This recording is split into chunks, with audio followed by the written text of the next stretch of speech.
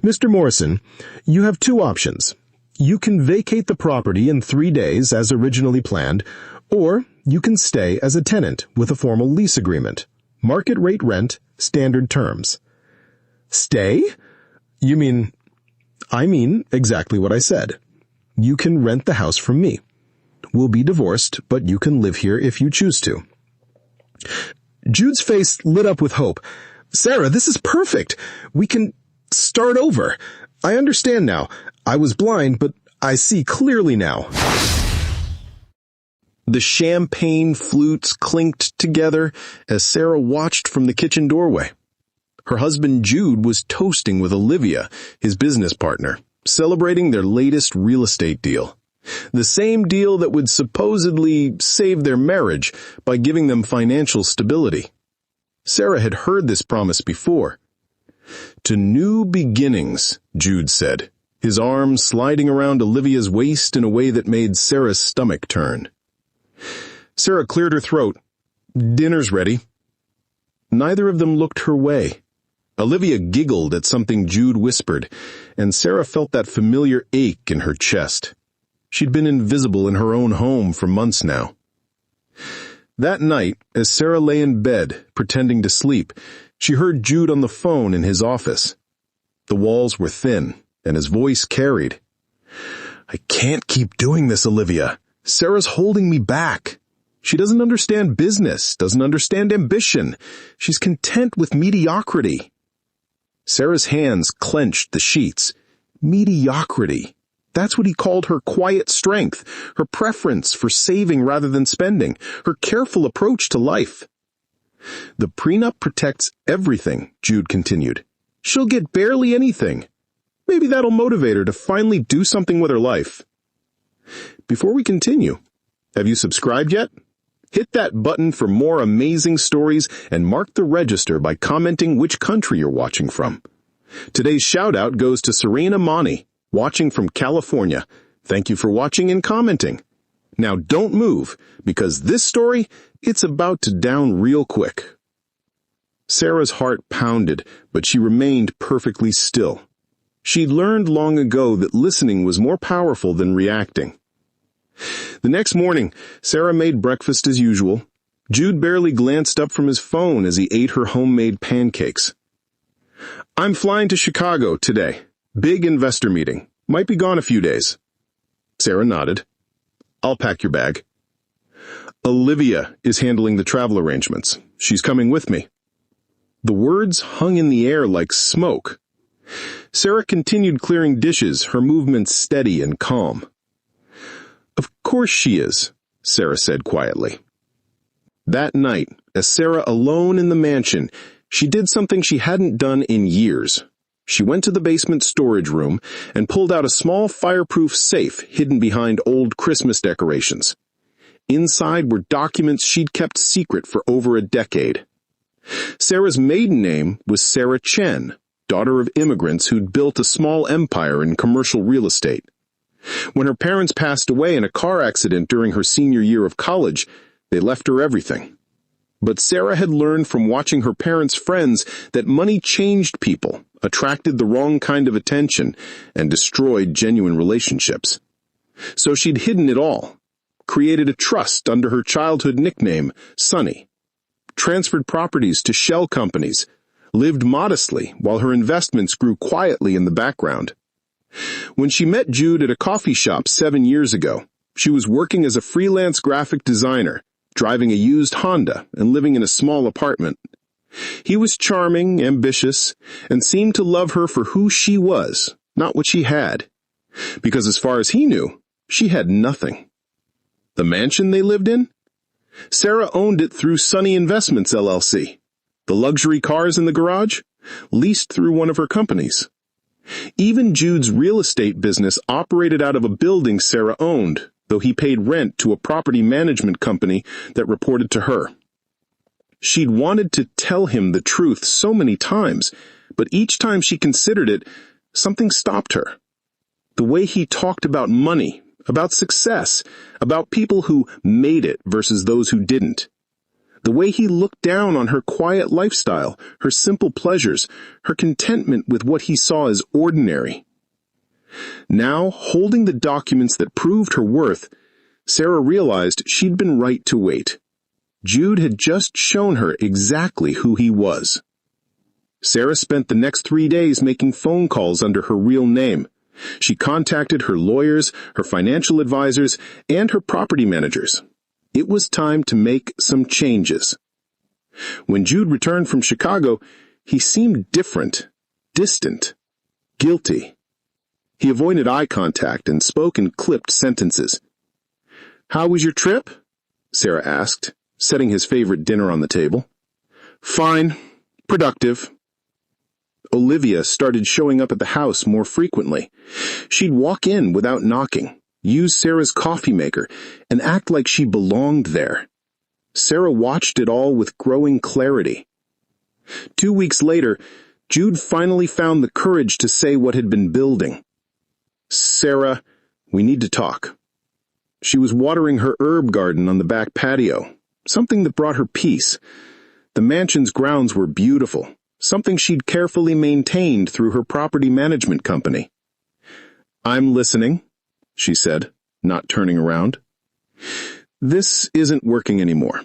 We've grown apart. We want different things." Sarah set down the watering can and faced him. "We?" Jude's face flushed. "I've been seeing Olivia. I know it's not ideal timing, but these things happen. I can't help my feelings." "How long?" Sarah asked calmly. "Does it matter?" "It matters to me." Jude sighed. 6 months. But Sarah, we were already disconnected. You have to admit that." Sarah nodded slowly. "So what happens now?" "I want a divorce. I'll be fair, but the prenup is pretty clear. You'll get some support, enough to get back on your feet. Maybe this will motivate you to finally do something with your life." There it was again, the assumption that her life lacked meaning because it lacked his definition of success. "I see," Sarah said. "And the house?" "The house is mine. I bought it before we got married. But I'm not heartless. I'll give you 30 days to find somewhere else to live." Sarah almost laughed. The house was in her name, purchased 2 years before she'd ever met Jude. The mortgage payments came from her accounts, filtered through so many companies that it looked like rental income from various properties. 30 days, she repeated. "Sarah, I know this is hard, that it's better this way. You'll find someone who appreciates your simpler approach to life." That night, Sarah called her lawyer, Margaret Kim, a woman who'd been handling her family's affairs for 20 years. "I need to make some adjustments. It's time to clean house." "Finally," Margaret said. "I've been waiting for this call." Over the next week, Sarah quietly began organizing her affairs. She didn't pack much. Most of what she'd accumulated during her marriage held no real value to her. Instead, she focused on securing her future. The bomb dropped on a Tuesday morning. Jude was in his office when his phone rang. Sarah could hear him from the kitchen where she was making breakfast. "What do you mean evicted?" His voice was sharp, panicked. "There has to be a mistake." Sarah continued scrambling eggs, listening to the one-sided conversation. "I pay rent on time every month. Check your records." "What? The building sold? To whom?" Sarah plated the eggs with steady hands. "Sunny Investments? I've never heard of them. This is ridiculous. I have a lease." The conversation continued for another 10 minutes, growing more heated. When Jude finally hung up, Sarah could hear him frantically making more calls. By lunch, Jude had discovered that not only was his office building sold, but the new owners were converting it to residential use. His business had 30 days to vacate. "This is insane," he told Olivia when she arrived that afternoon. "Someone's targeting me. First the office, now I'm getting calls about the house." Sarah looked up from her book. Calls about the house? The property management company says there's some issue with the lease. They're sending someone over tomorrow to discuss it. I didn't know we were renting, Sarah said carefully. It's complicated. Business stuff. Don't worry about it. The next day, Margaret Kim arrived at the mansion at exactly 2 p.m. She was a small woman in her 50s with sharp eyes and an expensive briefcase. I'm here to speak with Jude Morrison about the property lease, she told Sarah when she answered the door. Sarah nodded and called for Jude, who appeared looking confused and slightly annoyed. Mr. Morrison, I'm Margaret Kim, representing Sunny Investments. I need to discuss the status of your lease on this property. Jude crossed his arms. Look, I don't know what kind of scam this is, but I own this house. I bought it 7 years ago. Margaret opened her briefcase and pulled out a thick folder. Mr. Morrison, I think there's been a misunderstanding. This property is owned by Sunny Investments, LLC, and has been since 2015. You've been paying rent through an automated system. That's impossible. I have a deed.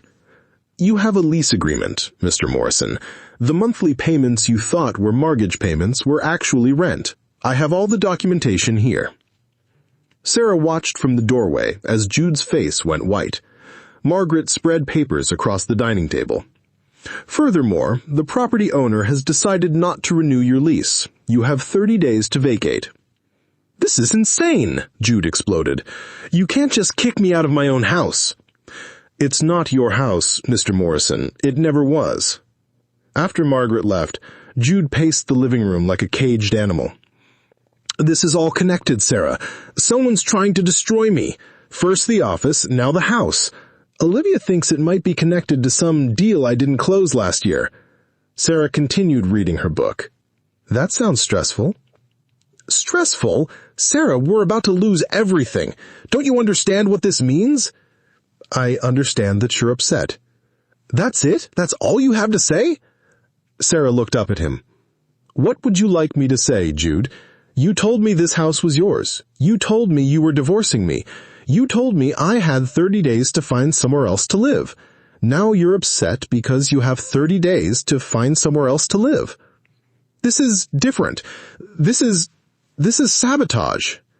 Or, maybe, it's just consequences.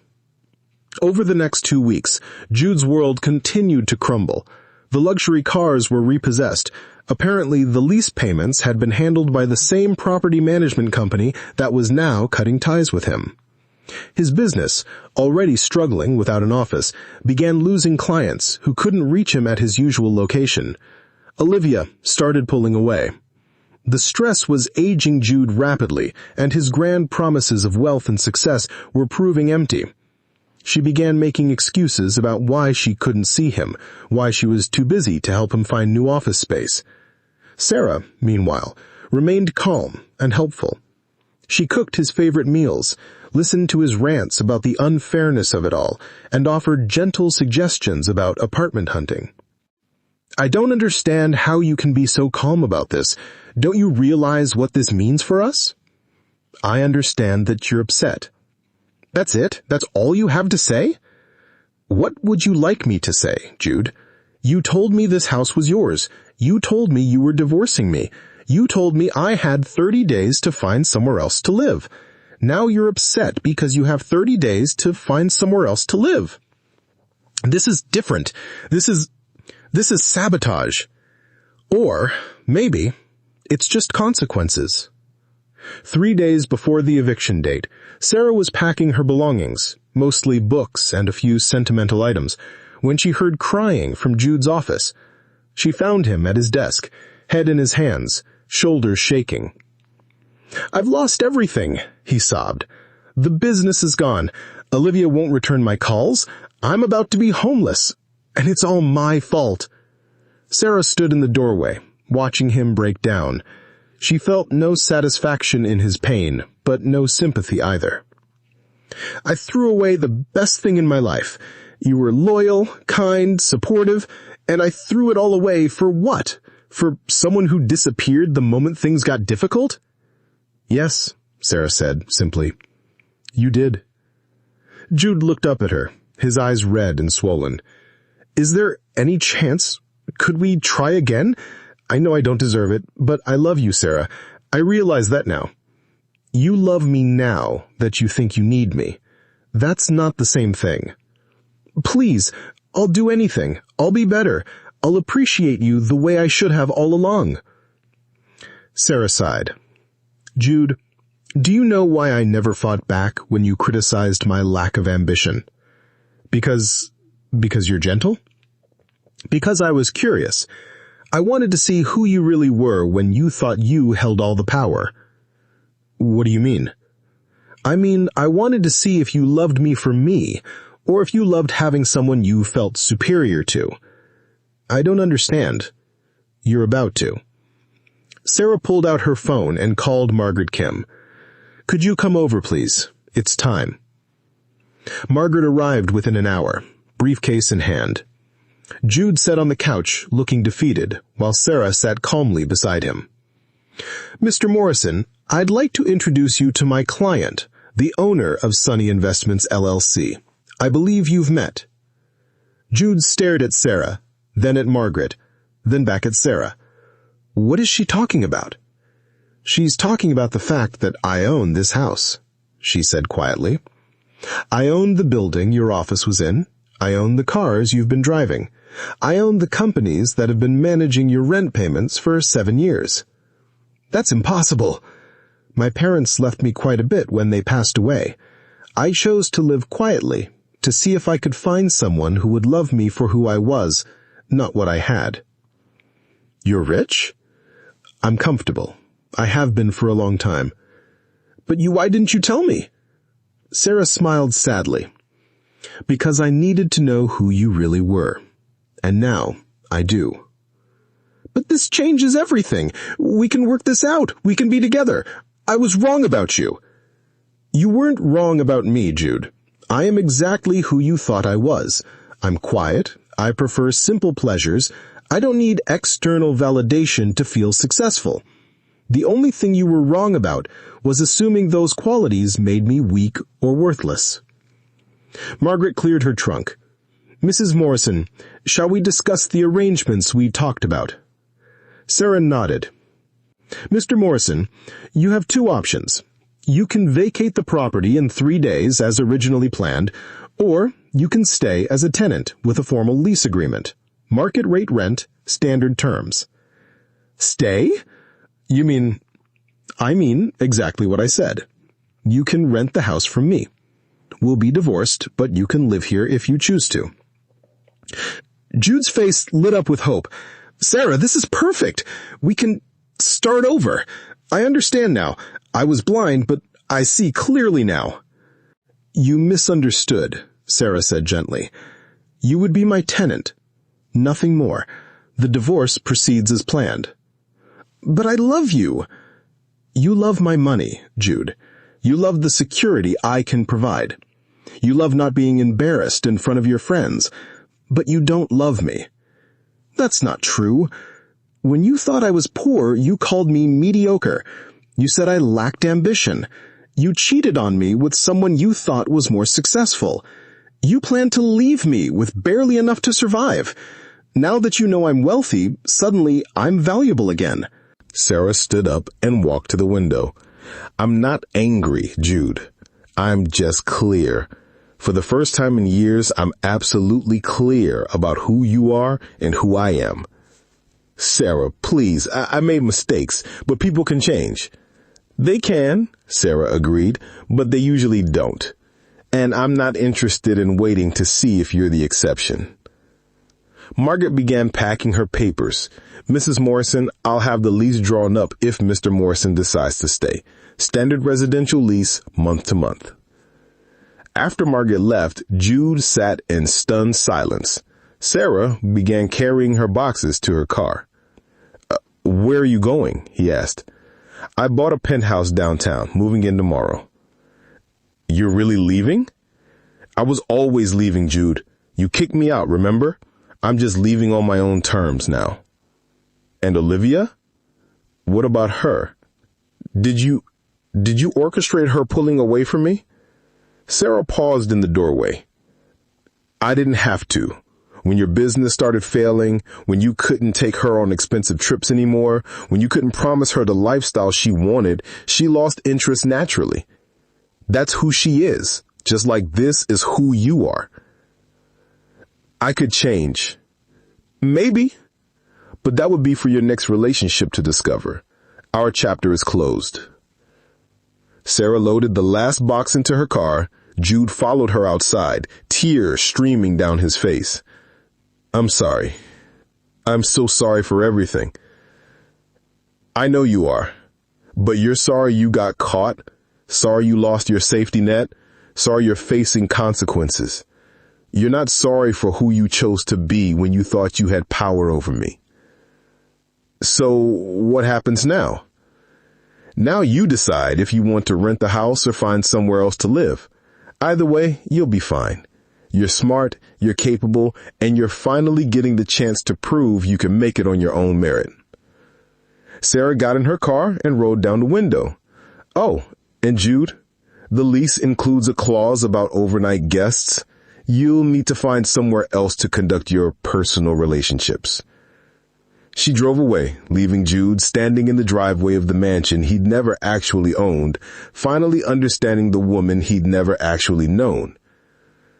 3 months later, Sarah was settling into her new life. The penthouse was beautiful, with floor-to-ceiling windows and a view of the city that took her breath away every morning. She'd hired a housekeeper, not because she needed one, but because she wanted to support another woman's business. She had started a quiet foundation, helping women who were rebuilding their lives after difficult relationships. She didn't advertise it, didn't put her name on buildings, just provided resources and support to those who needed it. She'd heard through mutual friends that Jude had taken the lease on the mansion. He was working as a real estate agent for someone else's company, trying to rebuild his business from the ground up. Olivia had moved to California with the tech entrepreneur she'd met at a conference. She felt no satisfaction in their struggles, but no regret either. She'd learned something valuable about herself through the whole experience. She was stronger than she ever imagined, and she no longer needed anyone's approval to know her worth. One evening, as Sarah sat on her balcony watching the sunset, her phone buzzed with a text from an unknown number. She almost didn't read it, but curiosity got the better of her. Sarah, I know you probably don't want to hear from me, but I needed to tell you something. I started therapy after you left. I'm beginning to understand how badly I treated you, and not just at the end. I'm sorry for wasting 7 years of your life. You deserved better from the beginning. I hope you're happy. You deserve all the happiness in the world. Jude. Sarah read the message twice, then deleted it. She didn't need his apology or his good wishes. She'd moved beyond needing anything from him. But as she watched the last light fade from the sky, she realized something important. She wasn't angry anymore. She wasn't hurt. She was just free. For the first time in years, Sarah was exactly where she belonged, with someone who loved her completely for who she was, herself. The next morning, Sarah woke up in her beautiful penthouse, made coffee in her peaceful kitchen, and smiled at the woman looking back at her from the mirror. She'd learned that the most important relationship in her life wasn't with a husband or a partner. It was with herself. And that relationship was finally, beautifully, honest. Sarah had discovered that she didn't need anyone to complete her story. She was both the author and the hero of her own life. And this chapter was going to be amazing. Because sometimes the best revenge isn't getting back at someone who wronged you. Sometimes it's simply living so well that their opinion of you becomes irrelevant.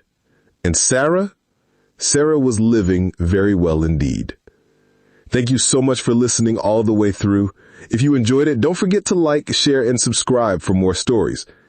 It's unfair if you don't subscribe, knowing fully well there's more stories that I'll be posting just for you, back to back. Drop your thoughts in the comments. What do you think about this story? I love reading your feedbacks. Until next time, please check out other stories on my channel. I love you for real. Bye.